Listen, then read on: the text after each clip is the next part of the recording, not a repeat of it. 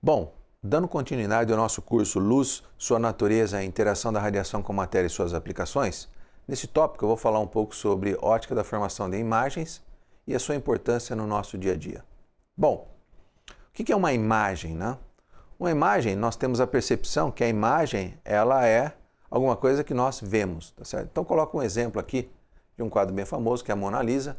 Então o que define uma imagem do ponto de vista sensorial, né? O que define uma imagem é a forma, a cor, a luz, ou seja, a quantidade de radiação que nós percebemos e o tamanho dessa imagem, né? Agora, basicamente, uma imagem ela é formada a partir de leis da física, né? Bom, para você, uma imagem ótica, luz visível, né? Num tópico anterior eu mostrei as diferentes frequências e aonde a luz visível está inserida. Então nós temos uma fonte, essa fonte aqui pode ser tanto de luz visível, como nós vamos ver mais adiante, essa fonte também ela pode ser uma fonte de raio-x. Então nesse caso aqui, essa fonte emite radiação eletromagnética.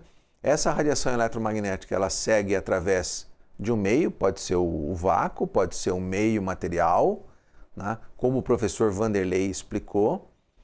Ele interage com um objeto, esse objeto é matéria, né? Lembrem-se, matéria é formada por átomos. Átomos são formados por cargas elétricas. Ondas eletromagnéticas são campos elétricos e magnéticos que interagem com a matéria através das interações eletrostáticas. Os princípios básicos disso foi feito no tópico que o professor Vanderlei explicou. Ao interagir com esse objeto, a radiação produz vários fenômenos.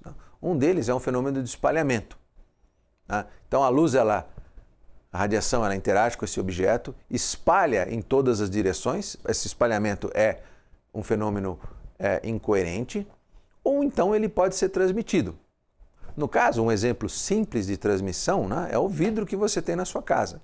O vidro que você tem na sua casa, ele é transparente à luz visível, ou seja, uma parte do espectro visível ele é transmitido, ou seja, há uma pequena atenuação, mas muito pequena, é transmitido. E aí o que acontece? O nosso instrumento de detecção de luz, que é o nosso olho, ele identifica essa intensidade, identifica essa forma, identifica as cores, identifica o brilho.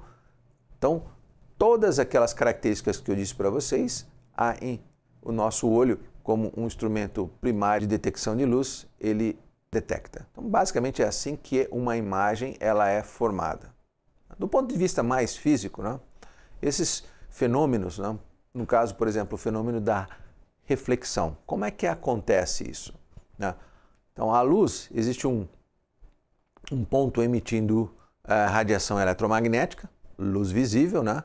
Essa onda ela se propaga através do meio, através do ar.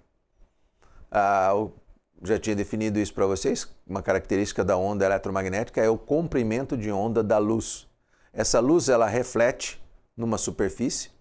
Nesse caso, ela pode ser tanto um material, por exemplo, dielétrico, mesmo que você seja um material dielétrico, seja um vidro, se você olhar fazendo um ângulo com o vidro, você vai ver que existe uma imagem formada, ou seja, mesmo transmitindo parte, ou seja, grande parte da luz, uma parte da luz ela é refletida. Esse fenômeno de reflexão ele é muito mais intenso, por exemplo, em metais, superfícies metálicas. Por quê? A superfície metálica é uma forma de matéria, né? Um metal é uma forma de matéria que tem uma característica diferente, por exemplo, do material dielétrico, que são elétrons que estão livres para se movimentar dentro do material. Esses elétrons eles atuam como pequenas antenas que absorvem essa radiação e depois reemitem, com essa propriedade. Ou seja, se você tem uma superfície extremamente plana, polida, a reflexão ela tem um ângulo de incidência igual ao ângulo de reflexão. Outro fenômeno ondulatório que a gente pode explicar é o fenômeno da refração. Esse fenômeno acontece mais em materiais dielétricos, não em materiais metálicos. Em materiais metálicos, pequena parte da luz ela penetra sob certas condições no meio material, certo? Mas se você colocar aqui, observar atrás de um espelho, você não vê nenhum tipo de luz proveniente da parte da frente. No caso, se eu tiver aqui um meio 1, que pode ser um dielétrico, e um meio 2 também, que é um dielétrico, o que acontece é a radiação ela se propaga através do meio 1, incide no meio 2 e sofre uma refração. Refração é um fenômeno cujo a direção de propagação da onda identificada aqui por esse vetor, ela muda a sua direção a partir de um certo ângulo. Nós sabemos calcular esse ângulo a partir das características do meio 1 e do meio 2, que são os índices de refração, que é a chamada lei de Snell-Descartes. Tá bom? Fenômeno da absorção, né? Pode haver uma refração, mas também uma diminuição na intensidade da onda que se propaga no meio 2. Né? Principalmente se os fenômenos ondulatórios, ou seja, o comprimento de onda e a frequência estão em ressonância com o meio material. Né? O que acontece? Acontece que esse meio material ele tem uma propriedade ressonante, como o professor Vanderlei mostrou no experimento da cuba de micro-ondas. Esse fenômeno acontece, parte da radiação ela é absorvida, ou seja, faz com que o meio ele está em ressonância com esse campo eletromagnético que incide, parte da onda é absorvida e é espalhada, ou seja, em outras direções, e parte é transmitida. Ou então, se ela é absorvida pelo corpo, essa onda gera calor. Ela é absorvida, a energia dessa onda, ela é a energia eletromagnética que é absorvida sob a forma de calor. Bom, uma característica de uma onda eletromagnética, de um fenômeno ondulatório, né? Vejam, tudo isso aqui eu estou dando uma introdução para vocês, para que depois vocês consigam entender basicamente quais os princípios de uma formação de uma imagem num instrumento óptico. Não só no microscópio, como uma lente, mas também em instrumentos um pouco mais sofisticados. Então, o que acontece? Esse efeito, que é característico de um fenômeno ondulatório, é chamado de difração. O que é difração? Também o professor Vanderlei mostrou isso também na experiência que ele fez com a cuba de ondas.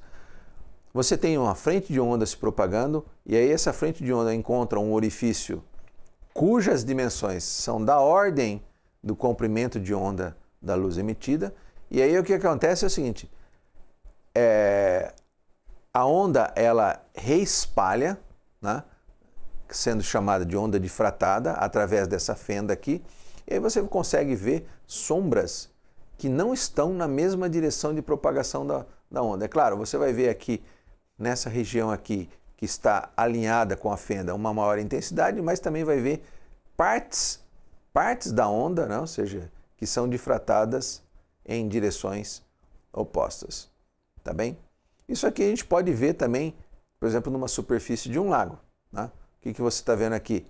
Um objeto caindo, uma pedra caindo no lago, essa pedra cria uma perturbação. Né? Essa perturbação ela se propaga ao longo do espaço e do tempo. Aqui vai ver tempos posteriores, até que ela seja completamente dissipada. Né? Bom, um fenômeno ondulatório então, é uma propagação que se propaga no tempo e no espaço, transporta energia de um ponto ao outro. Tá bem? Então aqui eu mostro para você. Então tem uma superfície de um líquido, no caso água aqui, e um pequeno aparato que faz com que a superfície aqui seja perturbada. Da mesma forma com que o experimento da cuba de ondas que foi feito. Então ela cria essas ondas, no caso aqui ela tem simetria circular, e essa onda ela se propaga tanto espacialmente, de forma periódica, e uma característica da onda ela é o comprimento de onda dela, ou seja, o que é o comprimento de onda? No caso aqui, isso aqui é a amplitude, o máximo da onda com relação à superfície da água.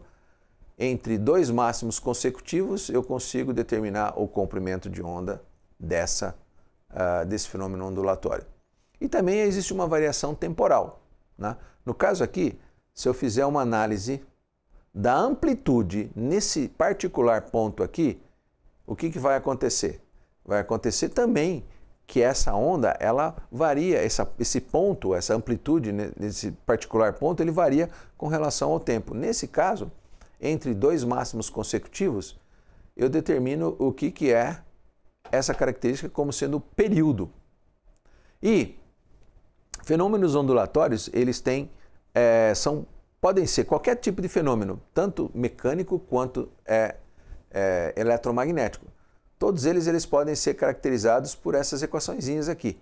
Então eu tenho que a frequência é o inverso do período, a velocidade de propagação da onda ela é igual a frequência vezes o comprimento de onda, a frequência, por consequência, ela pode ser a frequência sobre o comprimento de onda, e também aqui. Bom, outra característica da onda, tanto mecânica quanto também um fenômeno ondulatório, como também eletromagnético, é o transporte de energia. Uma relaçãozinha básica da física nos diz que a potência emitida por uma fonte, ela é igual à variação da energia com relação ao tempo. Né?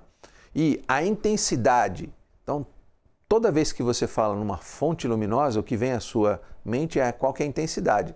Se aquela onda ela é mais intensa, se aquela onda ela é menos intensa, se ela o brilho também está ligado com essa intensidade. E essa intensidade ela é dada pela potência como função da área. Não? Então eu tenho uma fonte aqui, no caso é uma fonte sonora que produz ondas mecânicas. Essa fonte aqui, quanto mais próximo, por exemplo, do alto-falante, mais intenso é a onda eletromagnética. Quanto maior for a distância com relação a essa fonte, menos intensa. Por quê? Porque a área ela começa a aumentar, porque como a propagação dessa onda ela é direcional, então mais próximo da caixa, maior vai ser a área, e quanto mais próximo, mais longe da caixa, maior vai ser a área, ou seja, se maior vai ser a área, menor vai ser a intensidade. Né? E essa potência, ela se propaga através de uma fonte pontual, através, por exemplo, de uma esfera. Isso aqui acontece no caso do Sol, né? Então o Sol ele emite radiação em todas as direções. Uma parte pequena dessa radiação, ela chega na Terra. Se você fizer essa conta, você vai ver que isso aqui é uma milésimos, tá certo? De toda a intensidade total emitida pelo Sol. Ou seja, uma parte muito pequena da radiação solar chega. Por quê? Porque nesse caso aqui, nós temos que calcular isso considerando essa esfera aqui como sendo o raio a distância entre o Sol e a Terra, né, cujo raio é muito grande, milhões de quilômetros. Então, toda a potência emitida pelo Sol que chega na Terra vai ser uma quantidade muito pequena. Porém, essa quantidade muito pequena, se nós utilizarmos toda essa quantidade de energia que chega na Terra, não necessitaríamos, por exemplo, de utilizar materiais fósseis, porque toda essa energia que vem do Sol e incide na Terra, ela é uma fonte renovável de intensidade. Bom, agora eu vou começar a entrar basicamente na formação de imagens. Né? Como eu disse para vocês, o fenômeno de difração é um fenômeno que ocorre quando a luz tenta passar por orifícios menores do que o seu comprimento de onda. Então, nesse caso aqui, o comprimento de onda lambda é muito menor do que a dimensão A dessa fenda aqui, ou seja, muito menor. Então, o que acontece? Eu vou ver no anteparo posterior a essa fenda uma sombra, uma imagem que é basicamente a imagem da fenda, sem nenhum tipo de distorção nas bordas.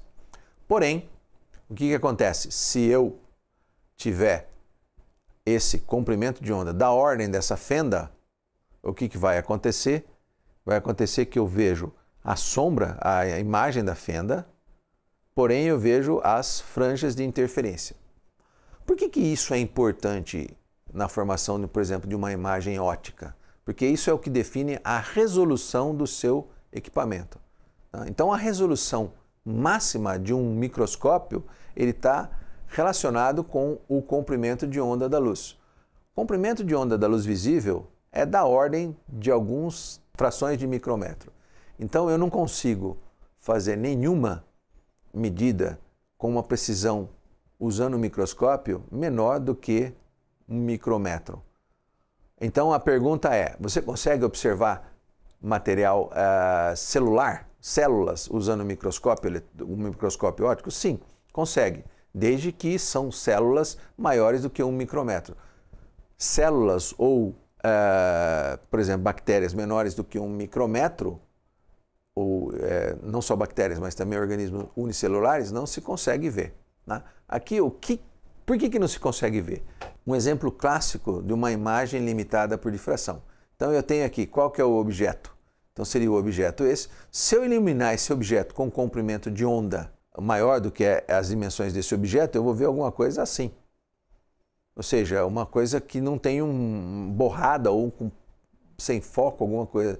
Se o comprimento de onda for da ordem dessas dimensões, ou seja, desses contornos aqui, eu vejo uma imagem que é praticamente igual ao objeto. Tá bem? Bom, os fenômenos ondulatórios, como eu já tinha mencionado, eles podem ser mecânicos, né? No caso o som, como eletromagnéticos, no caso a luz. Né? Ondas mecânicas, elas, ou então, por exemplo, terremotos, que são ondas mecânicas que se propagam no interior e na superfície da Terra. No caso de ondas mecânicas, né? Por que isso é importante eu falar um pouquinho de ondas mecânicas? Porque eu vou falar um pouquinho sobre ultrassom, né? Formação de imagens usando ultrassom. Então as ondas mecânicas, elas podem ser longitudinais, o que não acontece com as ondas eletromagnéticas. Né? Então o que é o som? O som é uma perturbação na pressão do ar. Então você está me ouvindo aqui porque as minhas cordas vocais estão produzindo uma perturbação. Essa perturbação ela se transmite pelo ar, incide aqui no microfone. O microfone existe um elemento chamado transdutor que capta essas perturbações e acaba gerando um sinal elétrico. A mesma coisa acontece no nosso ouvido.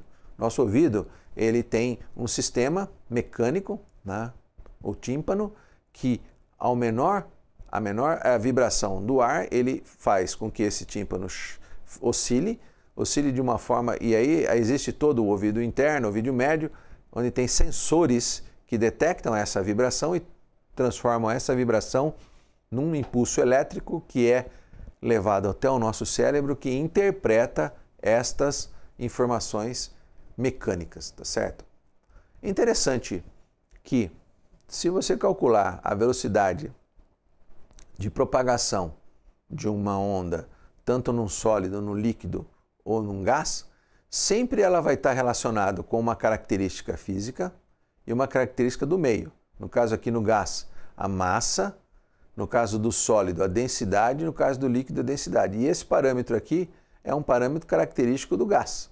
Então, no caso aqui, a temperatura vezes a capacidade térmica, aqui é um coeficiente do líquido e aqui um coeficiente que dá basicamente a tensão do meio material. No caso das ondas mecânicas. No caso das ondas eletromagnéticas, são oscilações do campo elétrico e do campo magnético, que se propagam ao longo do tempo e do espaço. Essas são as equações, né? Se forem resolvidas as equações chamadas equações de Maxwell, nós podemos chegar nessas soluções aqui para o campo elétrico e para o campo magnético. Se você tiver interesse em aprofundar os seus estudos em equações, então tente procurar por referência equações de Maxwell. Então, uma das soluções das equações de Maxwell são as ondas eletromagnéticas, como eu já disse para vocês, essas são as características. As ondas eletromagnéticas, elas também são criadas por perturbações do campo elétrico e campo magnético. Né? E tem uma característica muito interessante que é a velocidade. A velocidade de uma onda eletromagnética no vácuo, ela é, independente da frequência, ela é 3 vezes 10 oitava metros por segundo, ou seja, muito intensa essa oscilação. Isso aqui eu já tinha mostrado para vocês, é um espectro da luz das ondas eletromagnéticas, indo desde Hertz até 10 a 20 Hertz, e o visível aqui inserido no meio, uma pequena faixa onde nós conseguimos detectar a radiação eletromagnética através do nosso olho. Né? Uma imagem ótica também, como eu mostrei para vocês, ela é dada pela cor.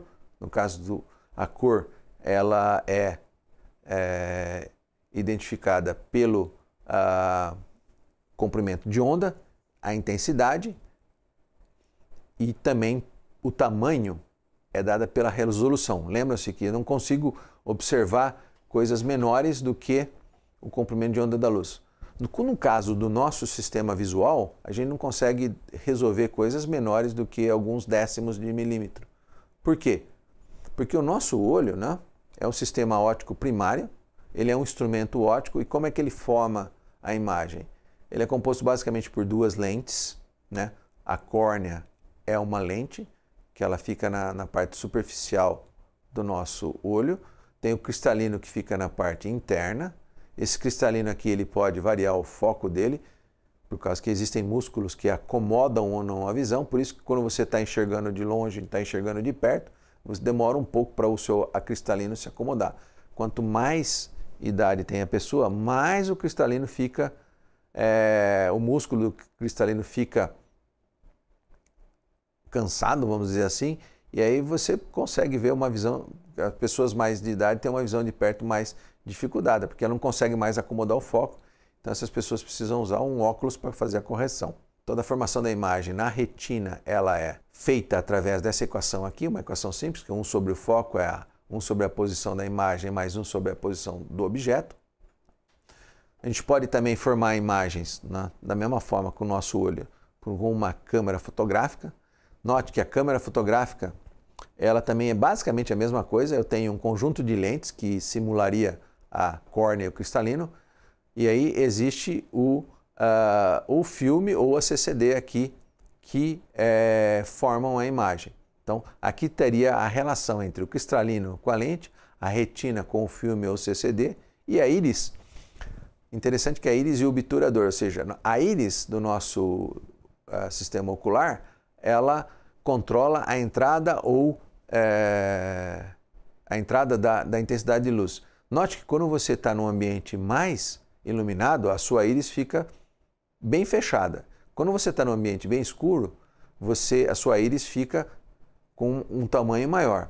Se você fizer uma consulta ao oftalmologista, certamente ele vai pingar um colírio cuja a propriedade dele, ou seja, a função dele é dilatar essa pupila, mesmo que você esteja num ambiente claro. Para quê? Porque o oftalmologista quer ver como é que está o fundo do seu olho, ou seja, como está a retina, tá bem? Bom, no nosso olho, a imagem é feita na retina, os sensores são os cones e os bastonetes, e numa câmera fotográfica aqui nós temos o CCD, que é um dispositivo óptico, cuja a função também é detectar luz e formar imagens, tá bem? No caso de um CCD, você tem os pixels, é o que determina a resolução. Seria o equivalente às células dos cones e dos bastonetes. Cada pixel desse, ele é um fotodiodo, que ao incidir luz produz elétrons, e esses elétrons são detectados por um circuito eletrônico. No caso aqui, ao incidir luz sobre os cones e os bastonetes, isso aqui produz uma reação química que gera elétrons que vão através do nervo óptico, nessa região desse tecido aqui, que vão até o cérebro, e o nosso cérebro interpreta isso como a formação de uma imagem, né?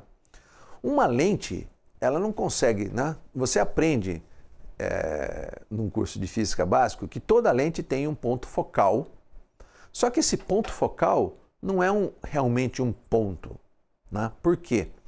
Por causa do fenômeno da difração. Quanto mais você tenta focalizar a luz nesse ponto aí, lembre-se que a resolução da imagem é dada por um comprimento de onda da luz. Então aqui, não se preocupe tanto com essas relações aqui, mas se preocupe que quando eu faço um foco, esse foco aqui tem um tamanho. E esse tamanho aqui está relacionado tanto com o comprimento de onda da luz, como também numa propriedade da lente que é o foco. Eu não consigo fazer com que esse foco seja o mínimo possível, tá certo? Ele sempre vai ter um tamanho.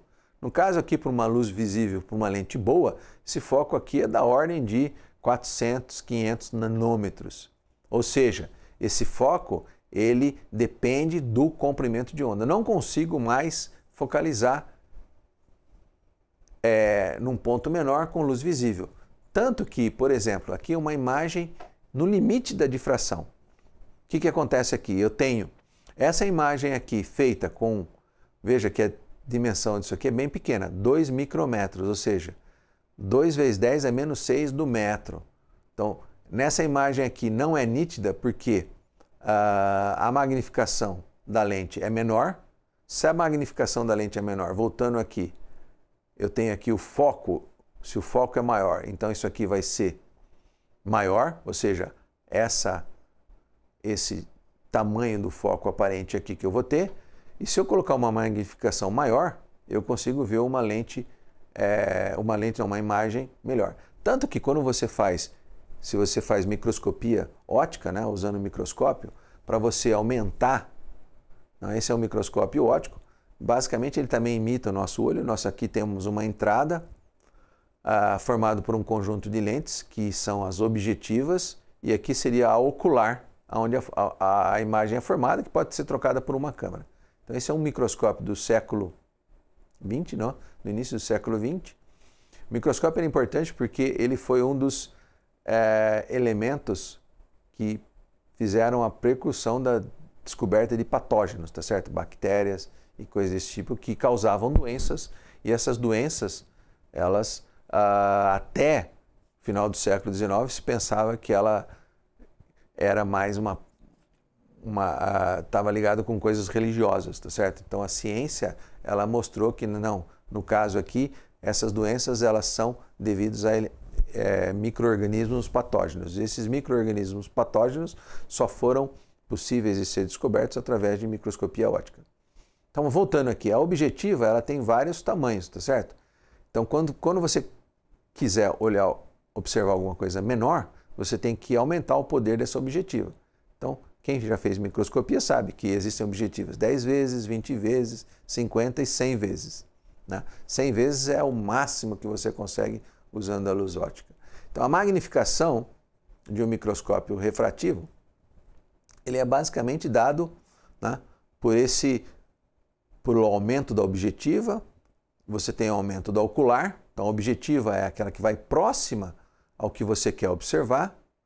Aí, esse conjunto de lentes aqui é um microscópio simples, com objetivo e ocular. Essa ocular aqui, ela também tem um foco, e o aumento real é dado pelo aumento da objetiva vezes o aumento da ocular. Né?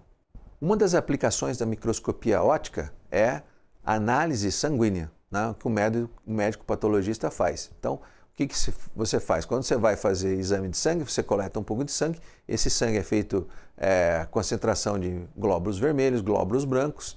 Através de um microscópio óptico, o médico patologista ele identifica quem são os glóbulos brancos, os glóbulos vermelhos. Então, esse aqui é um glóbulo vermelho característico, ele tem da ordem de 7 micrômetros. Ele vê se o formato do glóbulo vermelho é redondinho, bonitinho. E também ele vê os glóbulos, as células brancas, dos glóbulos brancos, que estão ligados ao seu sistema de imunidade, os glóbulos vermelhos, e aí também ele pode identificar glóbulos brancos anormais, tá certo? Isso é um indicativo que a pessoa pode estar com leucemia. Então, essa formação de imagem óptica no microscópio ela é importante porque ela pode fazer o diagnóstico de uma imagem. Fazendo esse diagnóstico dessa imagem, dessa doença, nos primeiros estágios, ela pode ser 100% tratável. Tá? Isso usando uma imagem óptica. Né? No caso, nós podemos fazer imagem sonora? Sim. E um dos que eu vou mostrar daqui adiante é o ultrassom. Né? Então, no caso aqui, eu posso ter uma fonte que pode ser um emissor de luz ou um emissor de som. Esse som também acontece a mesma coisa. Dependendo do objeto, o espalhamento, a reflexão e a refração são diferentes, por causa que o meio pode ser mais denso ou menos denso. Né? O som audível ele vai de 20 Hz a 20 kHz, o ultrassom acima de 20 kHz, e as imagens médicas, que são feitas usando um aparelho de ultrassom, são feitas de 1 a 10 MHz. Né? Como é que o som se propaga no material? O som se propaga através de ondas mecânicas. Um transdutor faz que recebe um sinal elétrico vibra, a rede que compõe esse material sólido, ele vibra também, distorce e essas ondas se propagam de forma diferente da uma onda eletromagnética que é transversal, essa onda se propaga de forma longitudinal, com essa velocidade aqui. Note que essa velocidade aqui, ela depende de quem? Ela depende desse parâmetro aqui, que é o ρ. ρ é a densidade. Então, como é possível se fazer imagens usando o som? Determinando qual é a velocidade do som a partir da densidade no material. Então, o que acontece? Quando uma pessoa está fazendo ultrassom, diferentes órgãos têm diferentes densidades. Tem os órgãos mais moles, os órgãos mais densos. E o que acontece? Quando o som do ultrassom incide nesse órgão, ele tem uma reflexão com uma velocidade diferente. Então, esse equipamento que o médico tem, aqui está o transdutor, aquilo que produz o ultrassom. Então, aqui tem uma pessoa fazendo ultrassom do coração. Então, o que acontece? Esse transdutor, ele emite sons, esses sons, eles refletem nos órgãos internos, volta para o médico com diferentes velocidades, e aí o equipamento, que é um computador, pega esse sinal elétrico desse transdutor, vai, processa e mostra para o médico a imagem. Então, o médico aqui ele consegue reconhecer quais são essas imagens aqui. Então, aqui está a imagem, por exemplo, o ultrassom ele é difundido para se fazer imagens, por exemplo, imagens em gestantes, tá certo? Então, um feto dentro do útero materno, aqui está o contorno dele. É claro que, como ultrassom, isso aqui volta naquela slide que eu mostrei para vocês.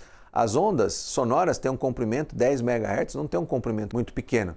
Então a definição das ondas ela é bem baixa, tá certo? Mas o que importa para o médico aqui é alguns parâmetros e com o contorno. Aqui está o ultrassom de um coração, né? As quatro cavidades do coração aqui. Tá bom? E também, é claro, o que acontece também é que a refração, a lei de Snell, também vale no caso do som. Tá? E também o efeito Doppler, tá certo? O que pode acontecer além de estar refração e a onda ela incide em alguma coisa, se esse objeto estiver andando, a frequência da onda vai mudar. Por que mudar? Por causa que isso é uma característica da física. A frequência ela depende da velocidade do objeto. Então, às vezes, você vai fazer ultrassom, você vê o termo lá, ultrassom com Doppler. Né? Então, com Doppler é porque, por exemplo, o coração está batendo, né? Então o músculo cardíaco ele se movimenta e aí esse movimento faz com que a frequência da onda do som modifique e aí você consegue detectar isso aí através dessas variações de frequência através do transdutor. Tá bem? Bom, vou falar um outro tipo de formação de imagens, que é a formação de imagens usando raio-x. Raio-x é uma onda eletromagnética, né? E ele foi descoberto no início do século XX, né? E depois da descoberta dele, ele foi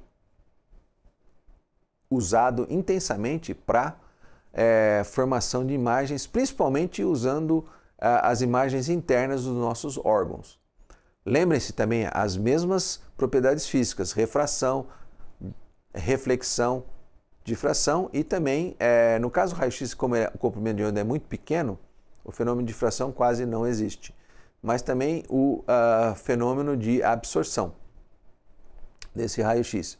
Note que o raio-x é uma onda eletromagnética de altíssima energia, então não é indicado que você faça muitas imagens de raio-x, porque a energia alta dessas ondas eletromagnéticas elas podem danificar nossa célula. Então, como que acontece uma imagem de raio-x? Aqui tem uma fonte de raio-x, ele é produzido dentro de uma ampola. O que acontece? Esse raio-x passa pelo objeto, uma parte dele passa, outra não passa, porque depende também da densidade do material. E aqui nós temos a imagem desse raio-x. Tá certo? Então essa aqui é a fonte. A fonte você passa uma corrente muito alta aqui. Essa corrente muito alta com uma tensão de aceleração dentro dessa ampola, ela faz com que os elétrons sejam desacelerados de forma abrupta metal aqui, essa desaceleração produz ondas eletromagnéticas na faixa do raio-x. Né? E aqui está a imagem de raio-x. Uhum. Bom, a primeira evidência, né, a primeira radiografia, ela foi feita em 1895, utilizando o chamado tubo de raios catódico de Röntgen. Né? Então ele fez, quer dizer, esses elétrons eram acelerados, eles emitiam, eles eram acelerados, eles colidem com o cobre, tá certo? Essa energia cinética dos elétrons aqui, ela é transformada praticamente toda, né, em radiação eletromagnética, e aí, por um sistema de lentes, também você consegue colimar esse raio-x. Claro, são lentes diferentes das lentes que você usa para fazer lentes ópticas, o sistema de colimação. Né? E essa foi a primeira imagem de raio-x feita em 1895, da mão. E aqui você vê uma parte escura. Parte escura significa que isso é uma chapa fotográfica. Quanto maior a intensidade de raio-x, mais branco é a chapa. Então, no seu tecido ósseo, passa menos raio-x, então você vai ter menos intensidade. Então, você consegue fazer um contraste. Né? Aqui, provavelmente, é um anel de uma pessoa, tá certo? E esse anel aqui, metal reflete bem raio-x, então não passou nada, então você vê escuro aqui. Tá bem? Então, o raio-x, eu posso fazer, tem os raios-x, da mesma forma com que existe o espectro de luz visível, vermelho, azul, verde e amarelo, né? No raio-x também você tem os raios-x acima da ultravioleta, né? Você tem os raios-x chamados moles, duros e os raios gamas, tá certo? Então, o que se faz? Se pode fazer cristalografia usando raio-x duros, você pode fazer mamografia, pode fazer tomografia computadorizada, né? E também observar aqui o que tem dentro de malas em aeroportos. Tá? Como é que é feita a tomografia? Tá? Muitos de vocês já devem ter feito uma tomografia. Uma tomografia não é feita com apenas uma fonte de raio-x. Né? Você tem duas fontes.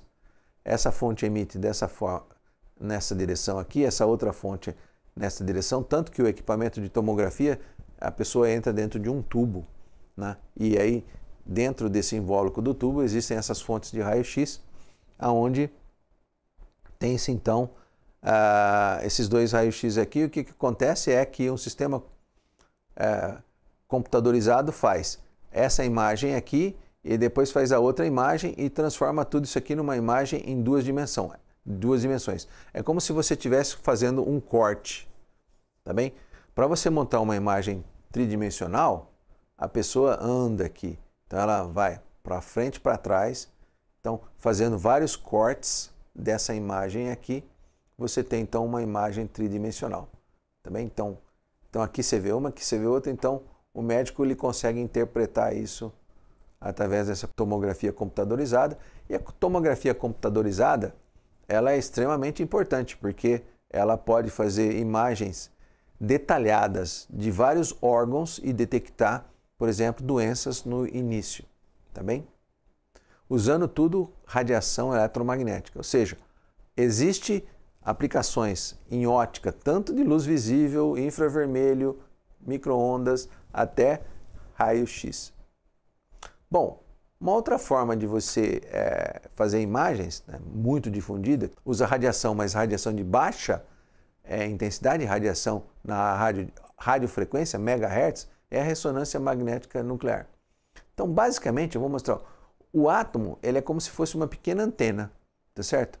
Quando ele incide radiação eletromagnética, essa radiação eletromagnética ela é absorvida pelo átomo se for numa frequência correta, exatamente igual o que acontece, por exemplo, no seu micro-ondas. O que acontece no micro-ondas? No micro-ondas absorve radiação em micro-ondas que faz com que a água esquente, tá certo? Não é todo o alimento que esquenta, só a água presente no alimento. Se você colocar lá, por exemplo, um papel, e esse papel estiver seco, o papel não vai esquentar. Por quê? Por causa que depende da água. Então, a ressonância magnética nuclear também usa a água e usa uma característica da mecânica quântica do átomo, que é o spin, né? Então, o spin, quando ele é colocado numa região de campo magnético, esse spin ele se orienta com o campo magnético, aí se você usar uma radiação eletromagnética que tem ressonância com esse spin, note, o princípio é exatamente aquilo que o professor Vanderlei fez com a cuba de onda, né? Ressonância. O spin ele pode entrar em ressonância, reemitir radiação, e essa radiação é captada por bobinas, e essas bobinas formam imagem também. Tá bem? Aquilo que eu disse, exatamente o que acontece, tá certo? O spin eletrônico dentro de um campo magnético, ele pode ser entendido como um oscilador massa-mola. Ou seja, a física, ela tem conceitos básicos que são utilizados em diversas áreas do conhecimento e diversas aplicações.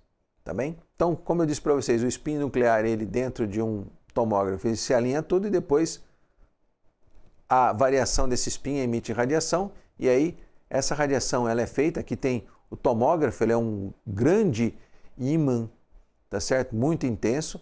A pessoa entra lá dentro, então tem bobinas que fazem com que esses spins que estão alinhados com esses ímãs enormes aqui entrem em ressonância, e na hora que eles emitem radiação, o que acontece? Você vai ver onde que tem mais ou menos spins, isso que te dá o contraste. O que é bom da ressonância magnética é que a radiação que é utilizada na ordem de radiofrequência não é danosa à saúde. O que é ruim ou o que não tem uma vantagem tão grande é que você tem que usar campos magnéticos intensos, e esses campos magnéticos intensos só são possíveis através de ímãs supercondutores. Esses ímãs supercondutores só funcionam a muito baixa temperatura, a temperatura de hélio líquido, e hélio líquido é muito caro, tá certo? Então isso é uma tomografia feita com ressonância magnética nuclear. Bom, para finalizar, gostaria de falar sobre um tipo de tomografia, que é uma tomografia que usa radiação eletromagnética de altíssima energia, que são os raios gamas, né? Que é uma radiação que ela tem hoje em dia, ela tem uma aplicação muito intensa na detecção de tumores e metástases tumorais, tá certo? Que é a tomografia por emissão de pósitron, né? O que é o pósitron, né? O pósitron é a antipartícula do elétron, só que com carga positiva. Ou seja, tem a mesma massa, só que uma carga positiva, certo? Uma teoria da física chamada modelo padrão diz que toda partícula tem sua antipartícula. Então o elétron, a antipartícula dela é chamada de pósitron. E o que acontece? Essa energia, esse pósitron, ele é muito instável. Se ele encontra um elétron, esse pósitron aqui com o elétron, eles vão se recombinar e vão emitir dois raios gamas. Um numa direção no sentido oposto ao outro, os dois na mesma direção. Tá bem? O que acontece? Dentro do tomógrafo, que também é essa coisa esférica, você tem, a pessoa recebe um radiofármaco, e esse radiofármaco existe um elemento radioativo. Esse elemento radioativo, na hora que ele decai, ele produz um pósitron. Esse pósitron, quase que instantaneamente, ele acha um elétron que está dentro do seu tecido, recombina e emite dois raios gamas, um nessa direção e outro na outra direção. Tá certo? Note que aqui todo ao redor aqui são detectores de raios gamas, são chamados cintiladores. Esses detectores, eles estão simetricamente opostos. Eles são simetricamente opostos. Então, esse aqui recebe um raio gama, então num tempo igual ou diferente, esse outro vai receber um outro raio gama. Existe então uma coincidência. Qual que é a diferença? A diferença é o tempo. Então, esse aqui, se estiver mais próximo, recebe num tempo menor do que esse aqui. Calculando se essa diferença de tempo, você vai saber da onde que saiu esse raio gama. Tá bem? E o que acontece? Qual que é o princípio ativo? Esse radiofármaco, ele tem, por exemplo, geralmente é um um açúcar. Células cancerígenas, elas têm um metabolismo muito alto, então elas consomem muita energia, consomem muito açúcar.